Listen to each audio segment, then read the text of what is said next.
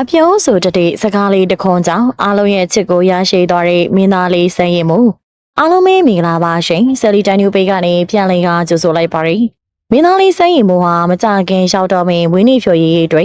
အားတော်ခွန်ဆိုင်ကပြဖို့ပြင်ဆင်နေပါရယ်စမင်းသားတွေထဲမှာဝမ်းစာပြေဝသူဖြစ်တဲ့စံရင်မှုကစိတ်ထားလေးပြေဝသူတရားဖြစ်ပြီးစကားလေးတစ်ခွန်းကြောင့်ပဲသူ့ကိုပို့ပြီးတော့ချစ်ပိုလာကြပါရယ်ဝင်းနေတွင်ပြင်ဆင်နေစဉ်တွင်မီဒီယာတွေနဲ့အင်တာဗျူးတွေလုပ်ခဲ့ပြီးမီဒီယာအချို့ကစကားလုံးတွေနဲ့ကြောင်ပေးပြီးကြိတ်ရိုက်စီမဲ့မိကုံမျိုးမြင်မြန်ခဲ့ကြပါရယ်။စိန်မောကဖြည့်တဲ့ပြောတဲ့လွန်စွာနဲ့ပဲတုတ်ပြန်ခဲ့လွန်လွန်သူပြိသက်မဟုတ်သူတွေတောင်သူ့ကိုပို့ပြီးတော့အားပေးလာကြပါရယ်။သူများတွေကစိတ်တူဒေါသထွက်နိုင်တဲ့ခြေနေမျိုးမှာတောင်သူကတင်းငင်အေးချမ်းတဲ့ အပြုံးလေးနဲ့ရင်းကျက်စွာတုတ်ပြန်နိုင်ခဲ့လို့လည်းချီးကျူးကြပါရယ်။စိန်မောကမီဒီယာတကူဟာသူတစ်ပါးပေါ်မှာရုံမာဘူးလားဆိုပြီးတော့ဖြေအားခတ်တဲ့မိကုံတစ်ခုကိုမေးလိုက်ပါရယ်။အဲ့လိုမိကုံမဖြေတတ်ရင်တော့လူမုံများနိုင်တယ်လို့ဖြေတတ်ရင်လည်းလူချစ်လူခင်ပေါ်များစေမဲ့မိကုံဖြစ်ပါရယ်။စိန်မောသူကိုတမင်မိတာတီလို့စမ်းကောင်းအောင်စိတ်ထားကောင်းထားတာမဟုတ်ပါဘူးကိုယ့်အကိုစိတ်ထားလေးကောင်းထားတာပါဆိုပြီးတော့ပြောပြခဲ့ပါရယ်တစ်ဖက်သားပေါ်မှာမကောင်းသိမထားဘူးသူတာမလို့ရုံမာရီဆိုတာဘာလဲဆိုတာကျွန်တော်မသိဘူးဆိုပြီးရင်သေးတိမ်ပိန်စွာဖြေသားသွားခဲ့ပါရယ်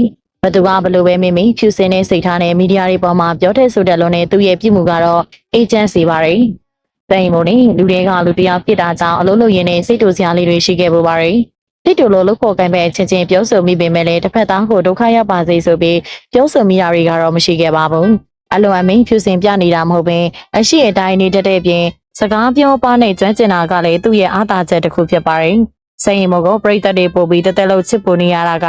အဓိကအကြောင်းရင်းကတော့ပရိသတ်ရဲ့မေတ္တာတရားကိုတန်မိုးထားတဲ့စကားတစ်ခွန်းကြောင့်ဖြစ်ပါတယ်မကြခင်မှာမွေးနေ့ကိုကျင်းပမှာဖြစ်ပေမဲ့လည်းပရိသတ်တွေစီကလက်ဆောင်တွေရဖို့မျှော်လင့်ချက်လုံးဝမရှိကြောင်းကိုဆိုလာခဲ့ပါတယ်